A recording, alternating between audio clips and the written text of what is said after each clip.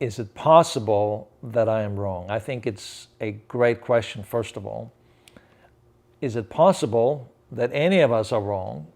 It goes to our beliefs, the way we see the world, the way we experience reality, the way we perceive what is happening in politics, in religion, and in the world as a whole. Beliefs are ideas. It comes from your gut. It comes from years of maybe being conditioned to see the world a certain way. So, for example, people in another part of the world who come from a different religion, they have a different perspective than we do.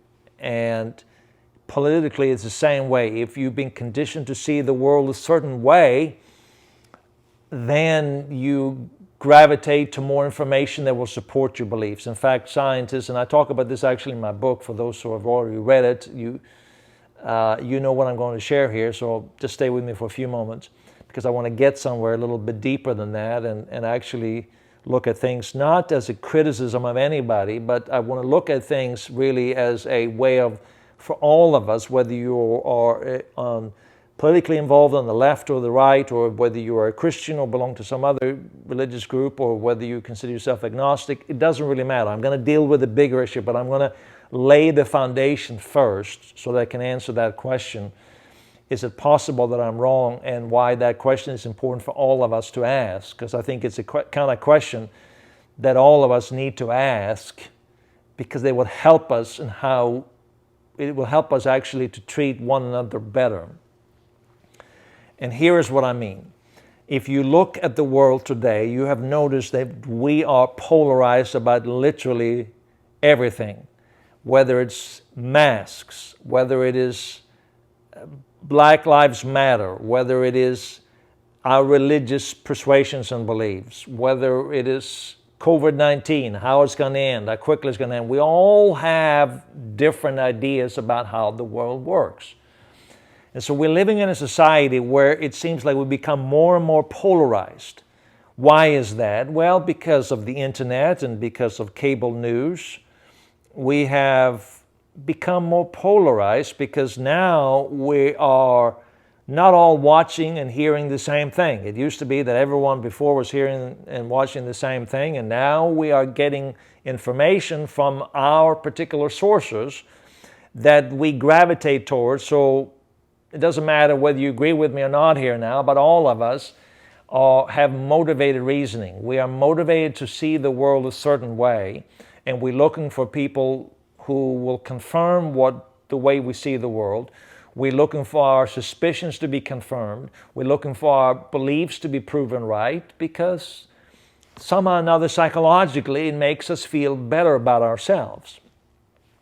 So, for example, here in the United States, I've seen this very much so, that there's a general distrust of government.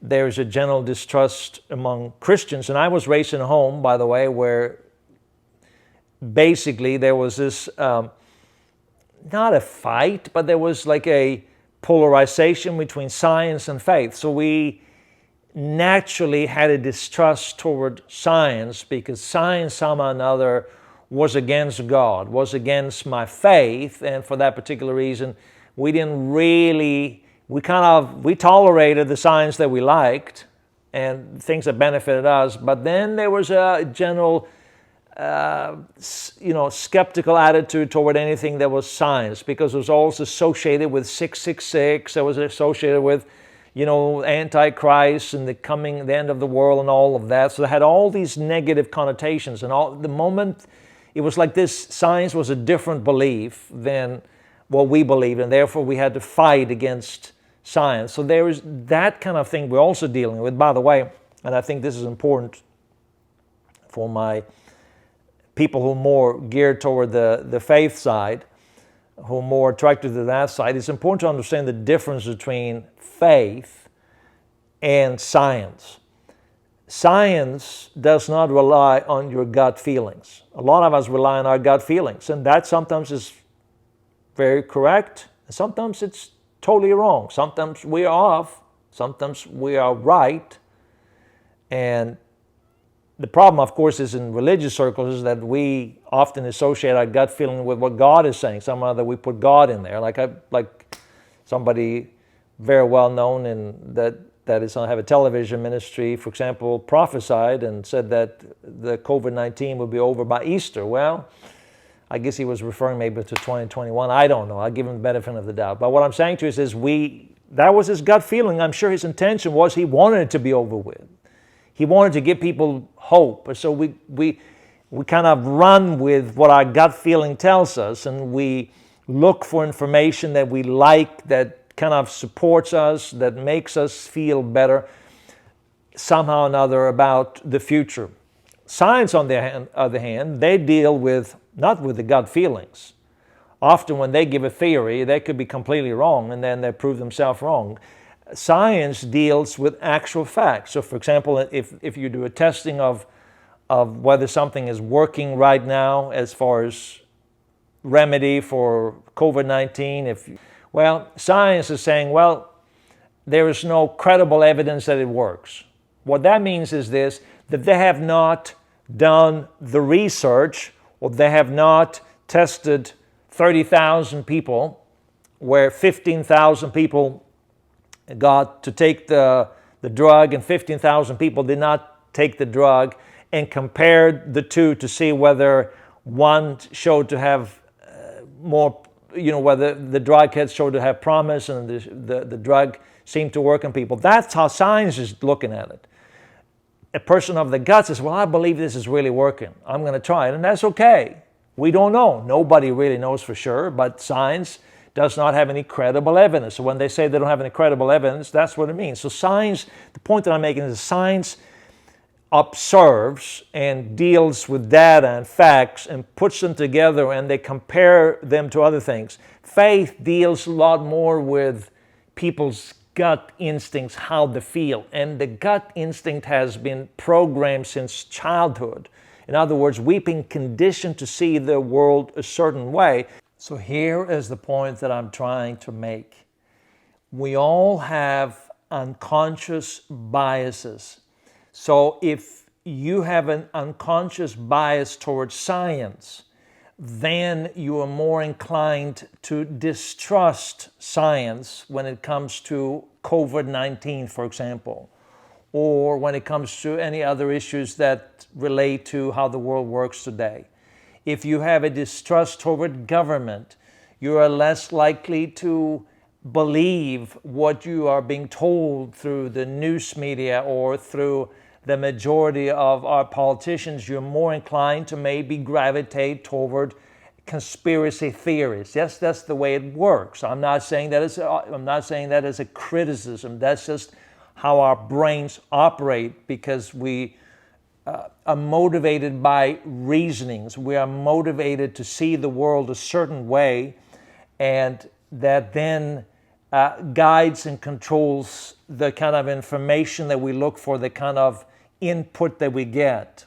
So, going back to the original question, what if I am wrong? Why is that such an important question to ask ourselves? Well, because if we don't ask ourselves that, we will continue to just dig in our heels and stay in our camps and continue to insist that what we believe is correct, and continue to knock down anybody who thinks differently, continue to attack on Facebook or Instagram, on social media, wherever we can, and bombard somebody with, through their inbox, through their messenger inbox, with all this information, videos. Like, I don't know how many videos I get of people who want to convince me that their view is correct.